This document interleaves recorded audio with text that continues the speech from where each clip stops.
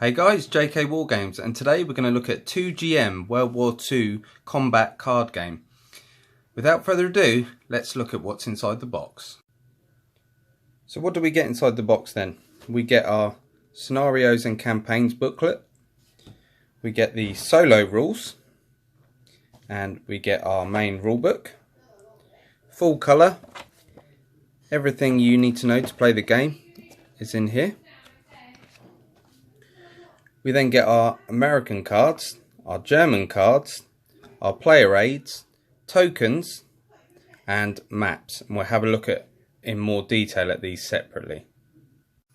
So let's look at the American cards. Now the artwork in this game is fantastic. It's kind of a cartoony graphics you get on these, and basically you get an M8 Greyhound, you've got B-17 bombers, anti-tank guns, infantry, more tanks. There's tons, there's hundreds of cards in here, planes as well. And basically we get support cards which can help your guys during the battle. And basically you're going to use these cards to build your deck. So each game has a points limit, so it might be 120 points, and you use the points here. So this card will cost us 3 points, etc. Now on the cards you get stats. So this arrow means he can move three spaces on the board. He's got a range of 2. He needs a 6+ when shooting, or a 9+ to destroy. He has a has a penetration of 4 and an armor of 4, and he has 4 health.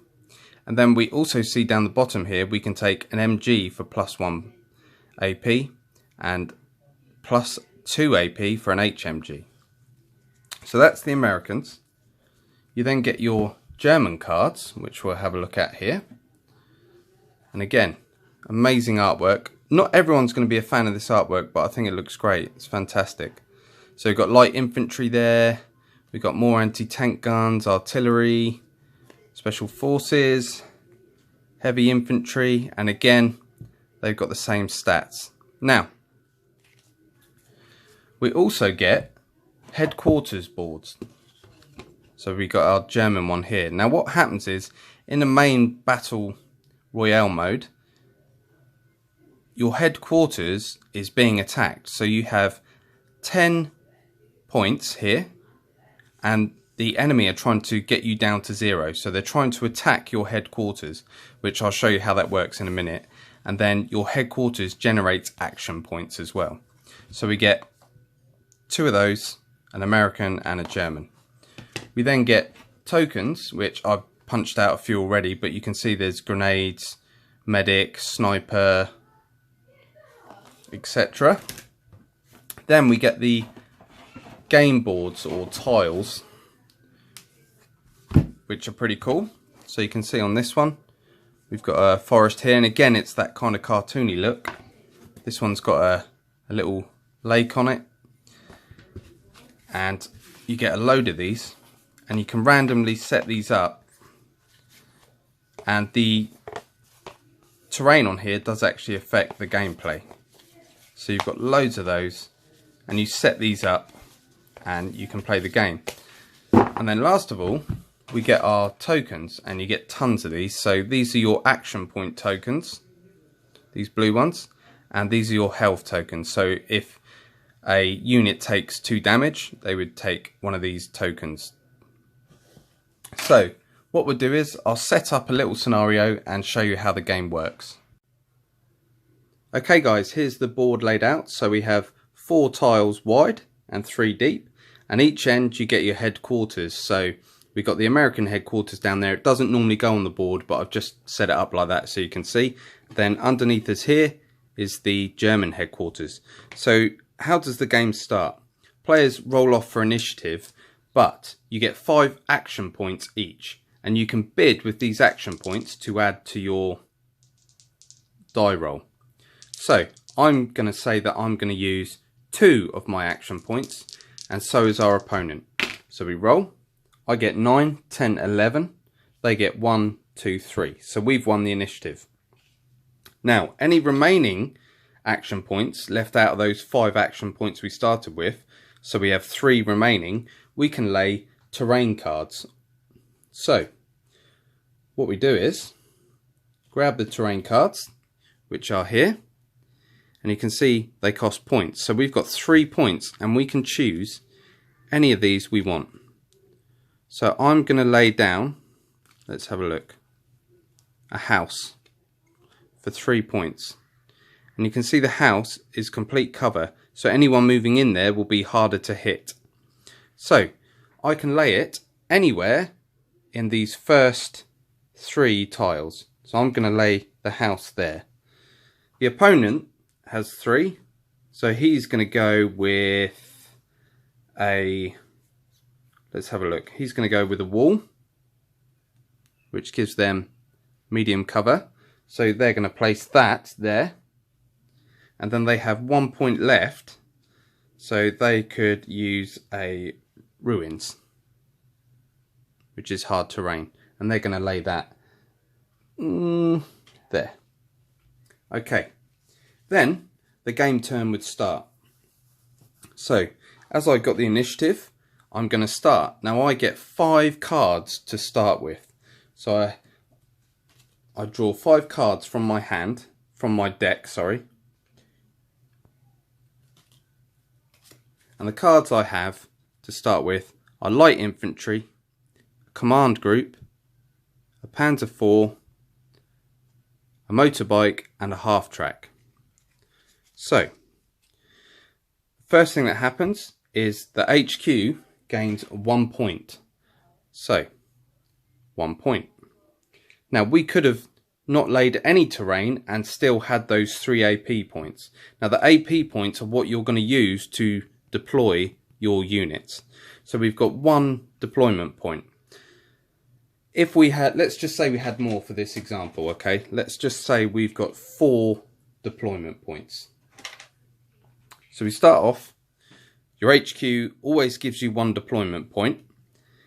For each card, for each section from your HQ, if you have a unit in, you will gain an AP point. So if we had some cards in this space here, you gain 1 AP. If we had one here, we gain 2 AP. And if we had one here, we gain 3 AP. A command group always grants you more. So a command group in this space grants you 1. Command group in that space will grant you 2. And a command group in the third line would get you 3. But it's called a supply line. So you need to have units in line. So if we had that, we would gain 1 point for being in our deployment line, but we wouldn't gain anything off this because there's nothing in this line. The chain is broken, the supply line is broken. Whereas if we had that, we can then gain our points. So as long as you always have like a trend of not breaking the line, you're going to gain those AP points. Which can seem a little bit confusing, but when you break it down, it's quite simple. So you start with the ongoing effects, but we don't need to show that yet. So we've done our HQ. We then draw 2 cards. So I draw 2 more cards from my deck. And I have drawn a Pack 40 and an anti-personal mine. So once we've done that, we then move on to movement. So if I had any cards deployed, I can move them. We then go on to deployment. So we have 4 deployment points available to us. So this top number here is how much the card costs to deploy. So I'm going to go with a Pack 40. And I'm going to lay it directly down there. So that's 3 of our points, which leaves us with 1 point. So I'm then going to use the last point to deploy light infantry. And they're going to go next to it there. We would then be able to shoot. And then if we have more than 7 cards in our hand, we have to discard. But we have 1, 2, 3, 4, 5. So we're fine. We don't need to discard anything. It would then go into the Americans' turn. And they do the same thing. Their HQ would gain 1. They then gain any AP points for their supply lines. So let's set this up a bit so we are further on in the game. So let's just say our pack 40, which has a movement rate of 1, he's in this building. And we have an American M4 Sherman. And the M4 Sherman is directly here. So let's say we've done our HQ, we've done our cards, we've done our movement, we've deployed, we're now doing our shooting. So the pack 40 wants to shoot at the M4 Sherman. How we do that is check the range. So he has a range of 4. Now, how range works is by counting the spaces. So 1, 2, 3, 1, 2, 3, 4. You cannot go diagonally across. You're not allowed to do that. So you can't go 1, 2, 3. It has to be straight and to the side. So we know he is in range because it would go 1, 2. So the pack 40 is going to fire. We look at his stats. He needs a 7+ to score a hit, and he needs a 9+. The second number, 9+, is a critical hit, and that will destroy the target outright. So we're going to roll our dice. We rolled a 5. We needed a 7, so no effect. Let's say we rolled an 8. Great, we got a hit on the Sherman. We then look at the damage. It does 2 damage. So that Sherman takes a 2 counter, like so. And we lay it on the card. Now, the other thing when shooting at tanks is you have to make sure that your penetration equals or beats the armor of the target. So if you look here on the Sherman, his armor is a 5. If I can get that in. His armor is a 5. Our penetration's a 5, so it equals, so we are able to damage. If it does not equal and it's lower, you cannot harm that target. So, and also you can see the Sherman's taken 2 damage points. This is his health here, 3. So if he takes 1 more damage point, he's destroyed. He's out the game. So it's pretty simple, but it's all about chipping away. And if you roll that critical, the second number, you will destroy that target. But in this scenario, the main aim of the game is to destroy your opponent's HQ.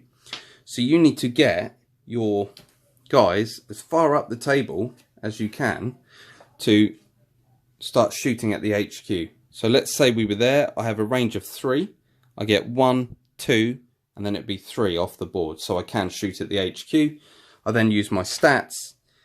Any successes will put 2 damage on the HQ. So the HQ would get 2 damage. You bring them down from 10 to 0. The first one to go to 0 loses the game.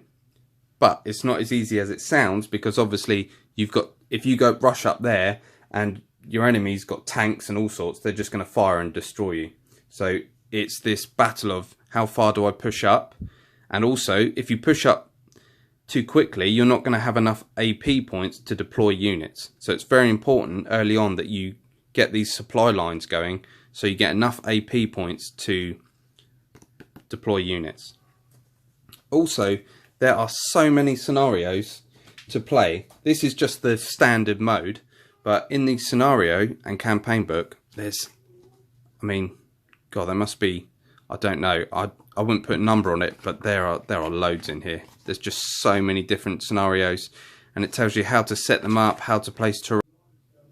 We also have the solo rules, which I have played through, and basically these are okay.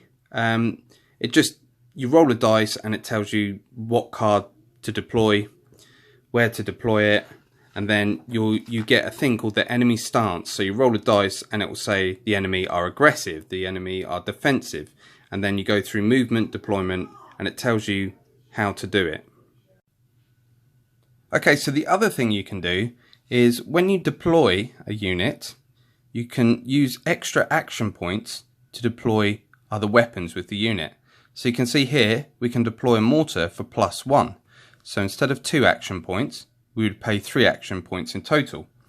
And then what you do is you grab your mortar token like so, but you put it the cross side up. So we deploy like that, cross side up. Then we have to spend a whole turn to flip that over. That represents the unit setting up the mortar. Then when we fire at a unit, we can either choose to fire normally or we can fire our mortar. And then how we do that is we grab one of these little cards, and on the back it tells us a mortar. We now have a range 3. We need a 6+ or a 9+ to destroy our target. We have a penetration of 3 and it does 3 damage. And you can see there's different ones on there like hand grenades, bazookas. So that is a really cool thing, especially an HMG in a infantry unit that can really start destroying people. So that's the basic gist of the game. It's that whole thing of building up a deck of what you feel is going to destroy your enemy, and then it's also using your support cards. So like this support card here, this card can be used in 2 ways. We can use it against an enemy and then discard the card, or we can put it on the battlefield to stop tanks trying to come towards us, or enemies in that sense. So this has been a look at 2GM, which is actually World War II in Spanish. This was originally a Spanish game. It's been translated into English. So definitely a thumbs up from me. The rulebook can be a bit vague, but in total it's a great fun game. It's not a simulation of World War II. It's definitely aimed at more fun. I'm going to be doing some playthroughs of it as well. There's also aircraft in the game, just to show you before I go. Aircraft in the game. You can get this game in most hobby stores. It's around £30. So definitely worth looking at. So as always guys, make sure to like, comment and subscribe, and I'll see you in the next video.